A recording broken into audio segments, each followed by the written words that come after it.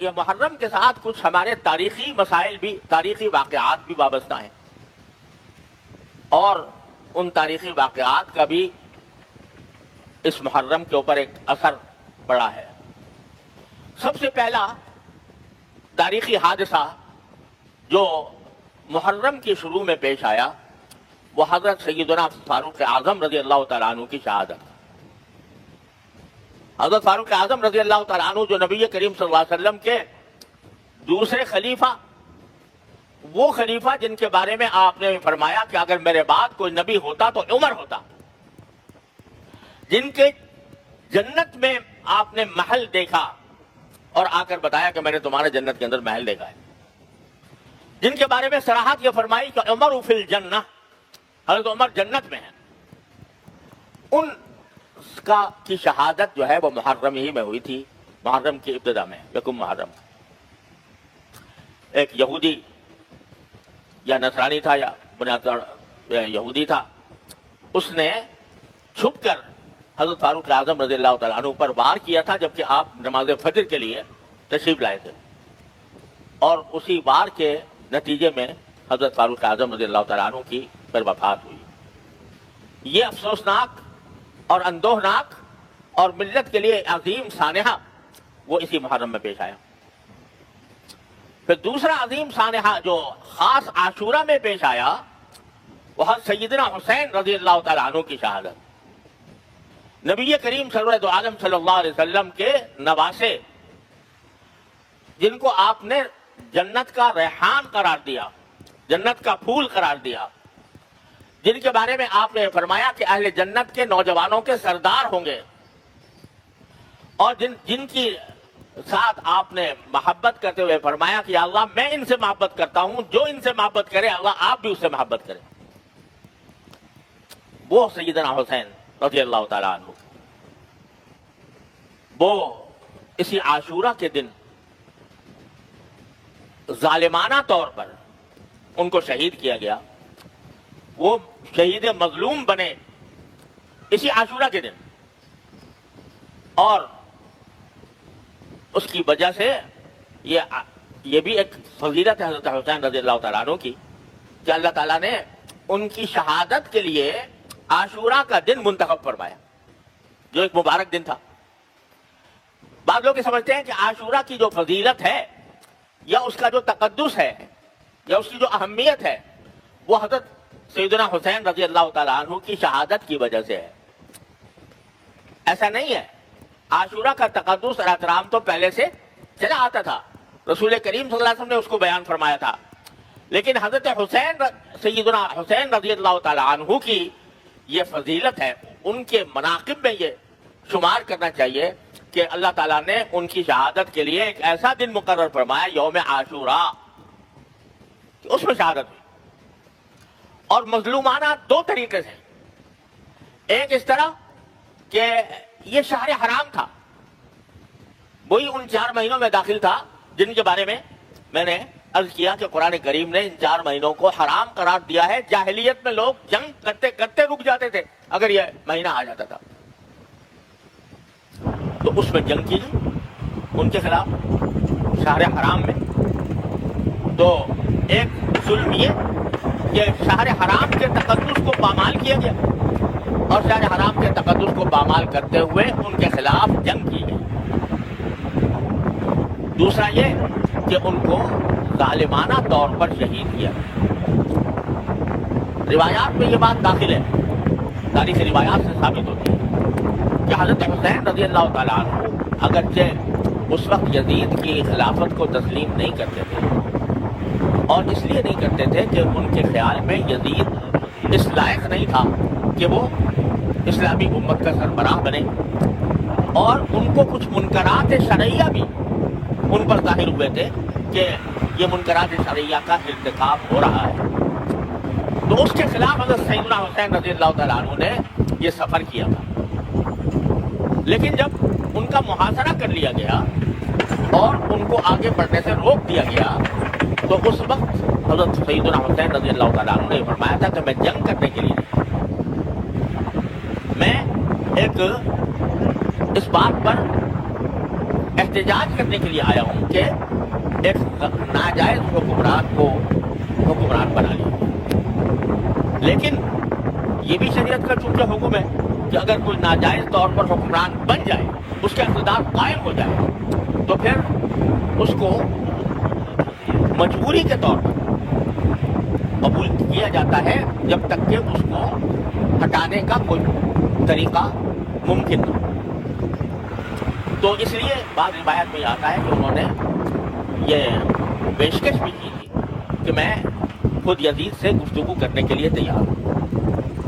لیکن اس سب کے باوجود یزید نے جس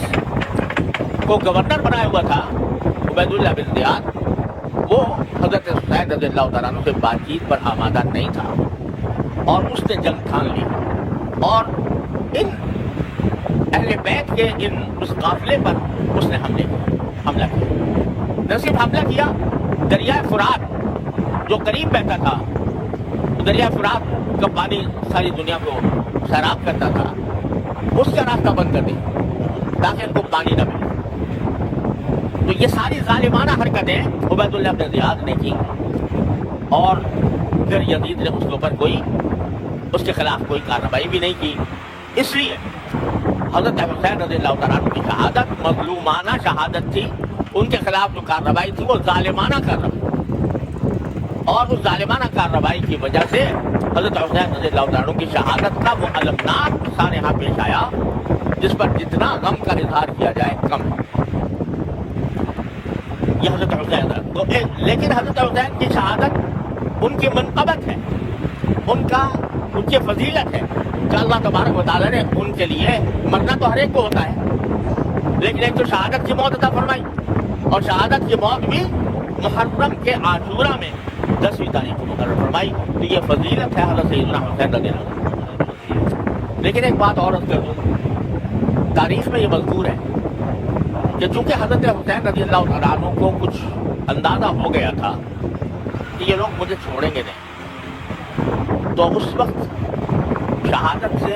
1-2 روز پہلے انہوں نے خطبہ دیا, اور اس خطبے میں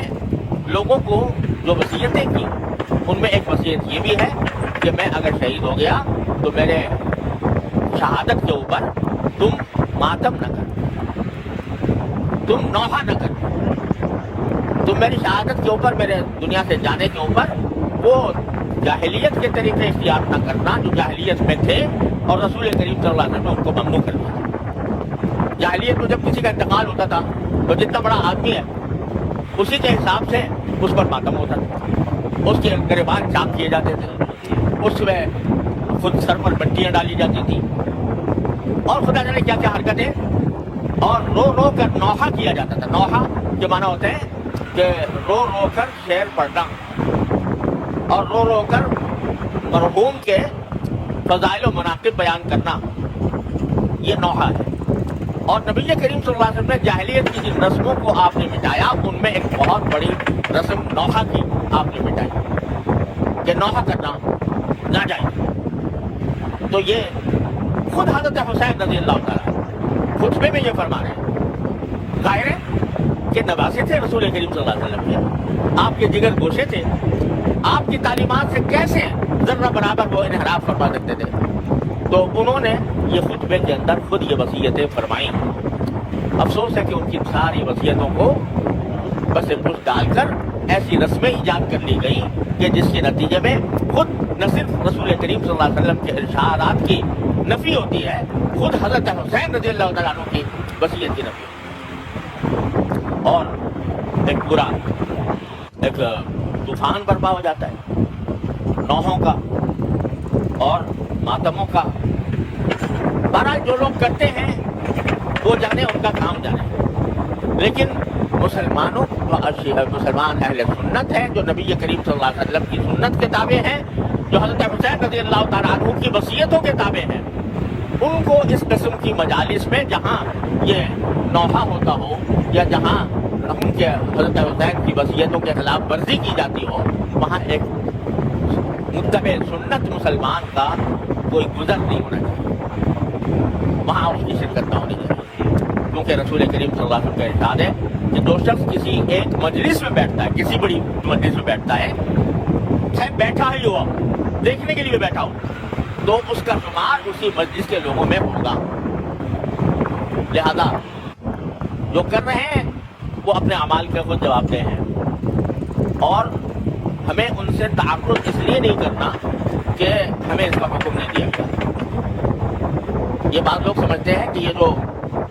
رسول کریم صلی اللہ علیہ وسلم نے فرمایا کہ اگر کوئی منکر دیکھو تو پہلے اس کو اپنے ہاتھ سے روکنے کی کوشش کرو،